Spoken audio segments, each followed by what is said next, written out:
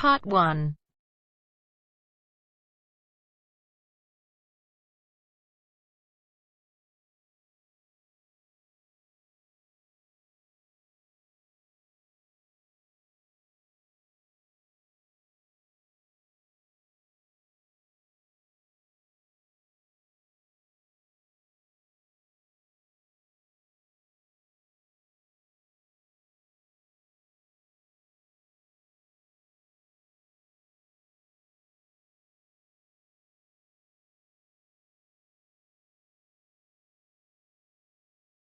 You will hear a number of different recordings, and you will have to answer questions on what you hear. There will be time for you to read the instructions and questions, and you will have a chance to check your work. All the recordings will be played once only.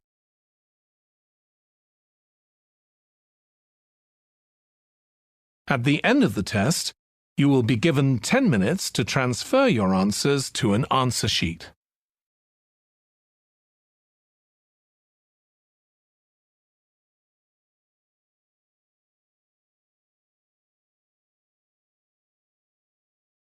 You will hear a phone conversation between Alex, an employee at a company called JPNW, and Martha, who wants to work as a trainee at the company. First, you have some time to look at questions 1 to 7.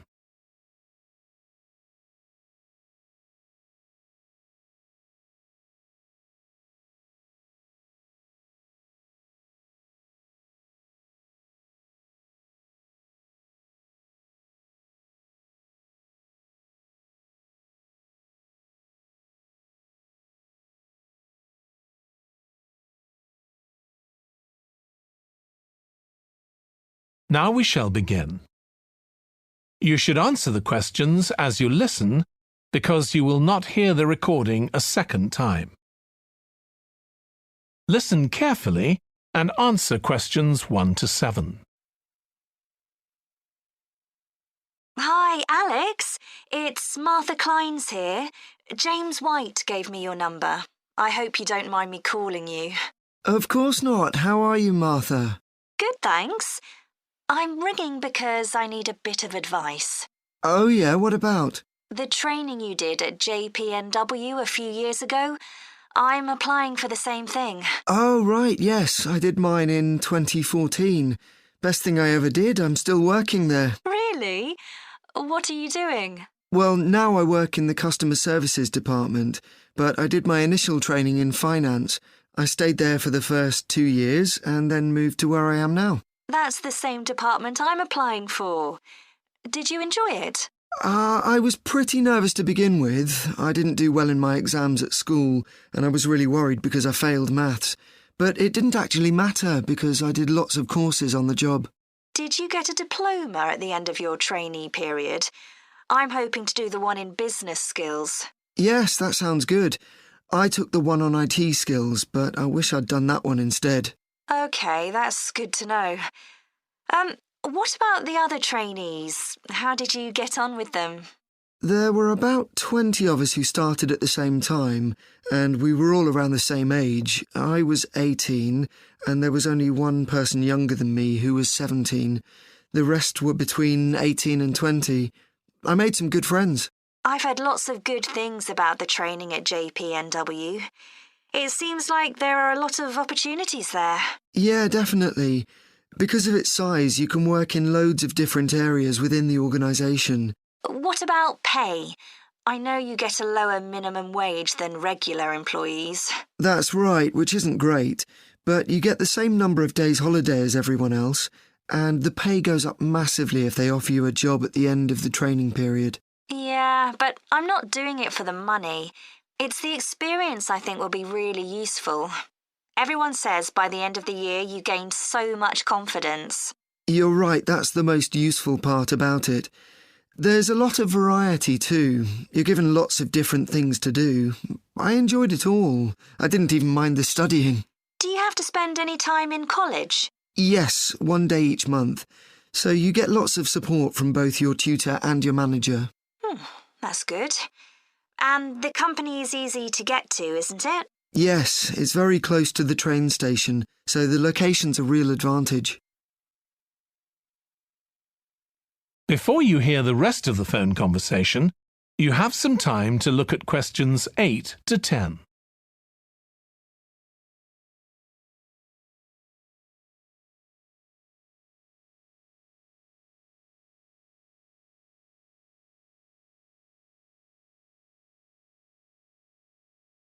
Now listen and answer questions 8 to 10. Have you got a date for your interview yet? Yes, it's on the 23rd of this month. So long as you're well prepared, there's nothing to worry about. Everyone's very friendly. I am not sure what I should wear. What do you think? Nothing too casual, like jeans, for example.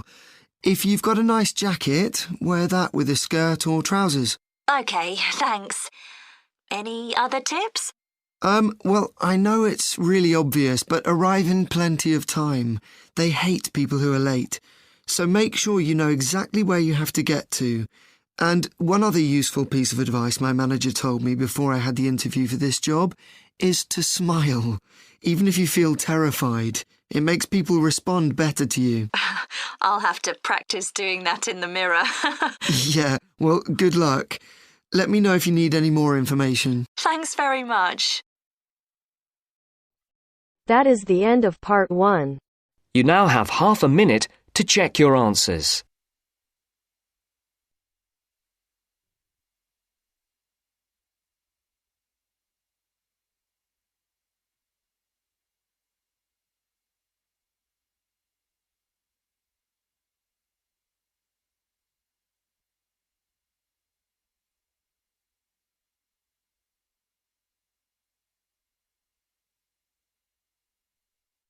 Now turns to part 2.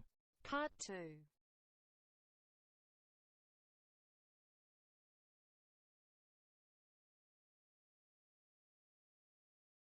You will hear a woman called Annie, who works at the Snow Centre in New Zealand, welcoming a group of visitors to the centre.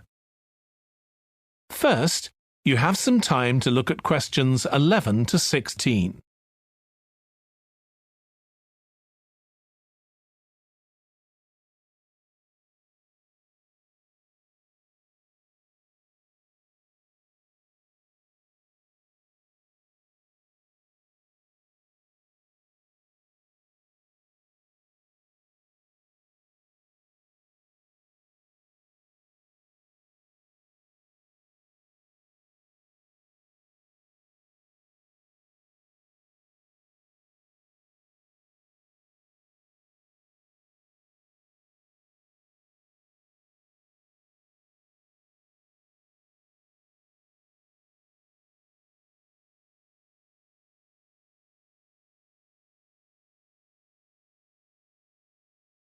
Now listen carefully and answer questions 11 to 16. Hi everyone, welcome to the Snow Centre. My name's Annie. I hope you enjoyed the bus trip from the airport. We've certainly got plenty of snow today. Well, you've come to New Zealand's premier snow and ski centre, and we've a whole load of activities for you during your week here. Most visitors come here for the cross-country skiing, where you're on fairly flat ground for most of the time, rather than going down steep mountainsides. There are marked trails, but you can also leave these and go off on your own, and that's an experience not to be missed. You can go at your own speed. It's great aerobic exercise if you really push yourself. Or, if you prefer, you can just glide gently along and enjoy the beautiful scenery. This afternoon, you'll be going on a dog sled trip. You may have seen our dogs on TV recently, racing in the Winter Sled Festival. If you want, you can have your own team for the afternoon and learn how to drive them, following behind our leader on the trail. Or if you'd prefer, you can just sit back in the sled and enjoy the ride as a passenger. At the weekend, we have the team relay event, and you're all welcome to join in. We have a local school coming along, and a lot of the teachers are taking part too. Participation rather than winning is the main focus, and there's a medal for everyone who takes part. Participants are in teams of 2 to 4, and each team must complete 4 laps of the course. For your final expedition, you'll head off to Mount Frenna wearing a pair of special snowshoes which allow you to walk on top of the snow. This is an area where miners once searched for gold, though there are very few traces of their work left now. When the snow melts in summer, the mountain slopes are carpeted in flowers and plants. It's a long ascent, though not too steep, and walkers generally take a couple of days to get to the summit and return. You'll spend the night in our hut halfway up the mountain. That's included in your package for the stay. It's got cooking facilities, firewood and water for drinking. For washing, we recommend you use melted snow, though, to conserve supplies. We can take your luggage up on our snowmobile for you for just $10 a person. The hut has cooking facilities, so you can make a hot meal in the evening and morning, but you need to take your own food. The weather on Mount Frenna can be very stormy. In that case, stay in the hut. Generally, the storms don't last long. Don't stress about getting back here to the centre in time to catch the airport bus. They'll probably not be running anyway. We do have an emergency locator beacon in the hut, but only use that if it's a real emergency, like if someone's ill or injured. Before you hear the rest of the talk, you have some time to look at questions 17 to 20.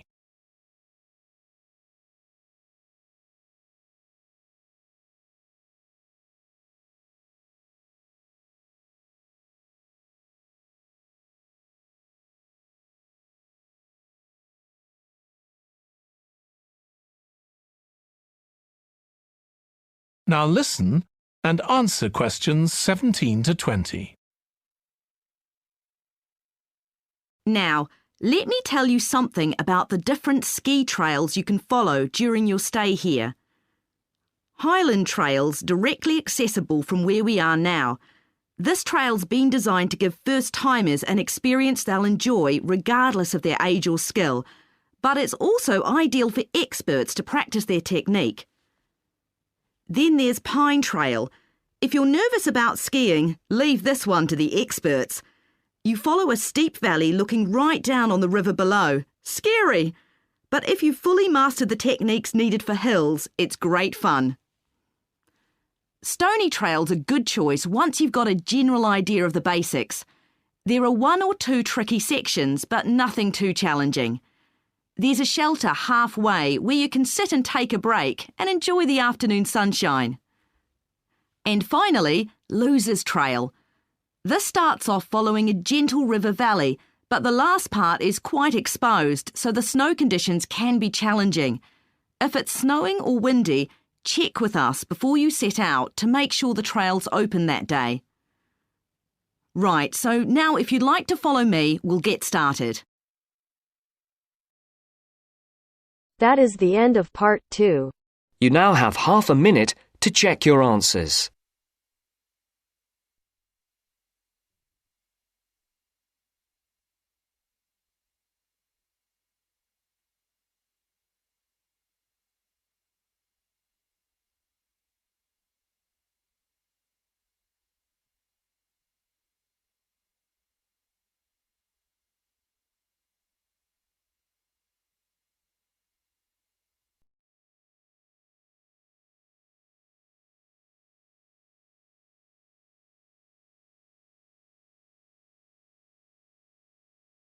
Now turns to part 3.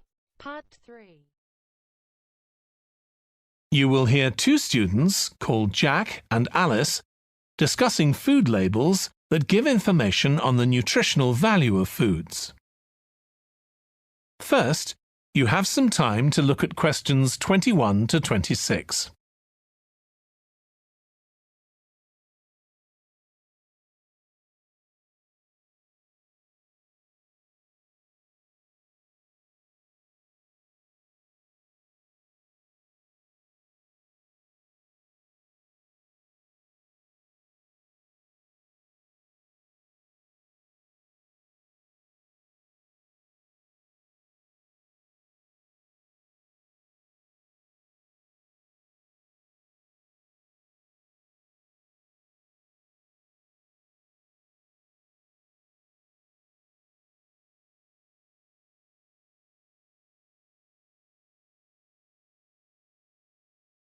Now listen carefully and answer questions 21 to 26. I've still got loads to do for our report on nutritional food labels. Me too. What did you learn from doing the project about your own shopping habits? Well, I've always had to check labels for traces of peanuts in everything I eat because of my allergy. But beyond that, I've never really been concerned enough to check how healthy a product is. This project has actually taught me to read the labels much more carefully. I tended to believe claims on packaging, like low in fat. But I now realise that the healthy yoghurt I've bought for years is full of sugar, and that it's actually quite high in calories. Ready meals are the worst. Comparing the labels on supermarket pizzas was a real eye-opener. Did you have any idea how many calories they contain? I was amazed. Yes, because unless you read the label really carefully, you wouldn't know that the nutritional values given are for half a pizza. When most people eat the whole pizza. Not exactly transparent, is it? Not at all. But I expect it won't stop you from buying pizza. Probably not, no. I thought comparing the different labelling systems used by food manufacturers was interesting. I think the kind of labelling system used makes a big difference. Which one did you prefer? I liked the traditional daily value system best, the one which tells you what proportion of your required daily intake of each ingredient the product contains.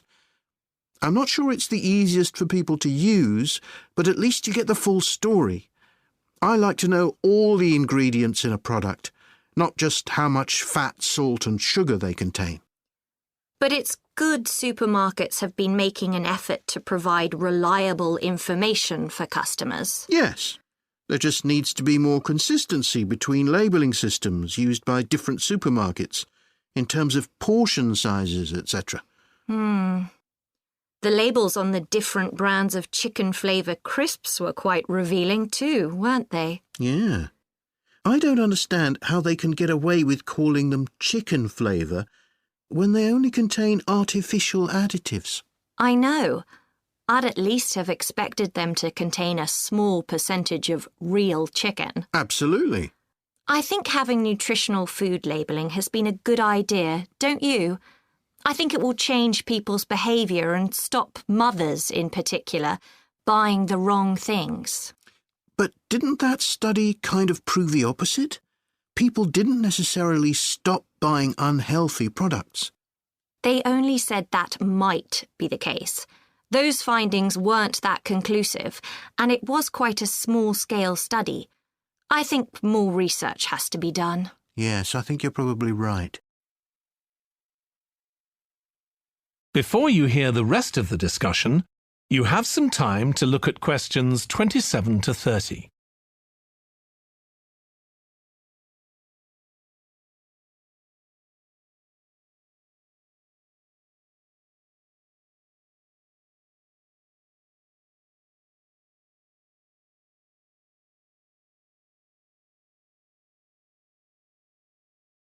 Now listen and answer questions 27 to 30.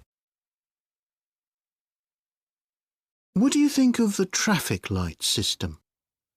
I think supermarkets like the idea of having a colour-coded system, red, orange or green, for levels of fat, sugar and salt in a product. But it's not been adopted universally, and not on all products. Why do you suppose that is? Pressure from the food manufacturers. Hardly surprising that some of them are opposed to flagging up how unhealthy their products are. I'd have thought it would have been compulsory. It seems ridiculous it isn't. I know. And what I couldn't get over is the fact that it was brought in without enough consultation. A lot of experts had deep reservations about it. That is a bit weird. I suppose there's an argument for doing the research now when consumers are familiar with this system. Yeah, maybe. The participants in the survey were quite positive about the traffic light system. But I don't think they targeted the right people. They should have focused on people with low literacy levels because these labels are designed to be accessible to them. Yeah. But it's good to get feedback from all socio-economic groups, and there wasn't much variation in their responses. No. But if they hadn't interviewed participants face-to-face, they could have used a much bigger sample size. I wonder why they chose that method. Dunno. How were they selected? Did they volunteer or were they approached? I think they volunteered. The thing that wasn't stated was how often they bought packaged food. All we know is how frequently they used the supermarket.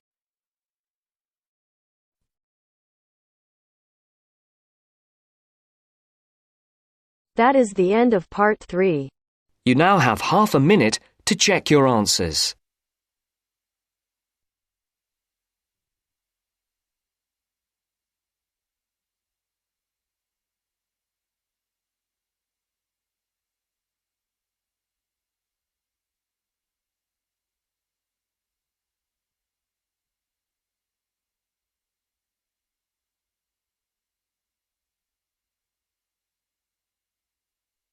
Now turns to part 4.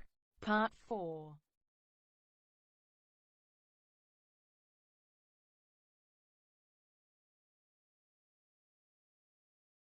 You will hear part of a presentation by a history student about the history of coffee. First, you have some time to look at questions 31 to 40.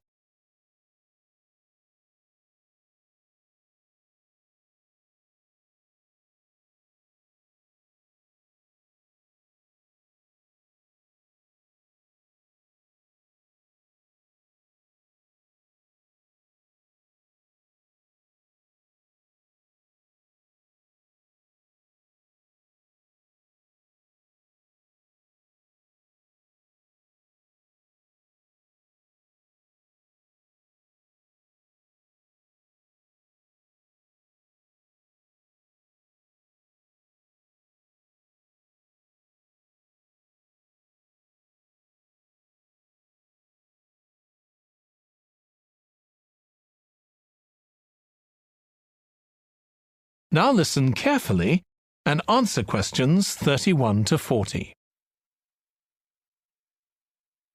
In my presentation, I'm going to talk about coffee and its importance both in economic and social terms.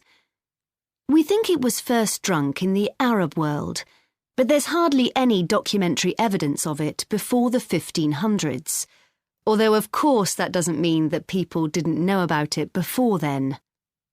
However, there is evidence that coffee was originally gathered from bushes growing wild in Ethiopia, in the northeast of Africa. In the early 16th century, it was being bought by traders, and gradually its use as a drink spread throughout the Middle East. It's also known that in 1522, in the Turkish city of Constantinople, which was the centre of the Ottoman Empire, the court physician approved its use as a medicine.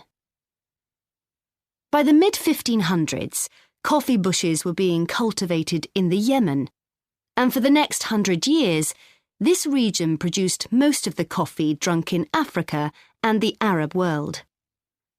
What's particularly interesting about coffee is its effect on social life.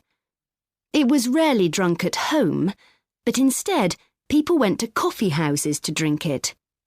These people, usually men, would meet to drink coffee and chat about issues of the day. But at the time, this chance to share ideas and opinions was seen as something that was potentially dangerous. And in 1623, the ruler of Constantinople demanded the destruction of all the coffee houses in the city, although after his death, many new ones opened, and coffee consumption continued. In the 17th century, coffee drinking spread to Europe, and here too, coffee shops became places where ordinary people, nearly always men, could meet to exchange ideas. Because of this, some people said that these places performed a similar function to universities. The opportunity they provided for people to meet together outside their own homes, and to discuss the topics of the day had an enormous impact on social life, and many social movements and political developments had their origins in coffeehouse discussions.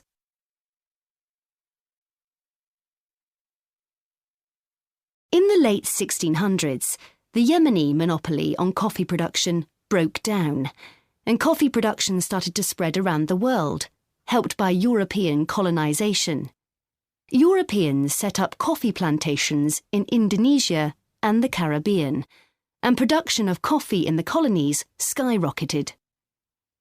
Different types of coffee were produced in different areas, and it's interesting that the names given to these different types, like Mocha or Java coffee, were often taken from the port they were shipped to Europe from.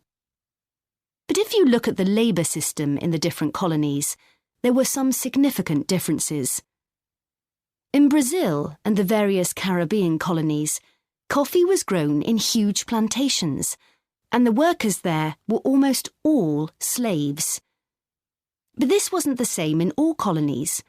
For example, in Java, which had been colonised by the Dutch, the peasants grew coffee and passed a proportion of this on to the Dutch, so it was used as a means of taxation.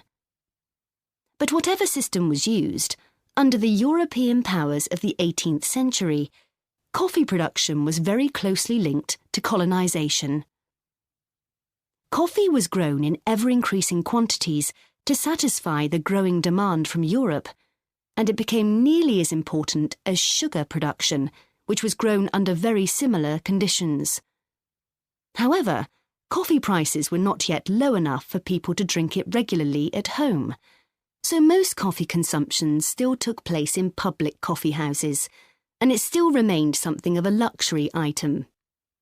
In Britain, however, a new drink was introduced from China and started to become popular, gradually taking over from coffee, although at first it was so expensive that only the upper classes could afford it.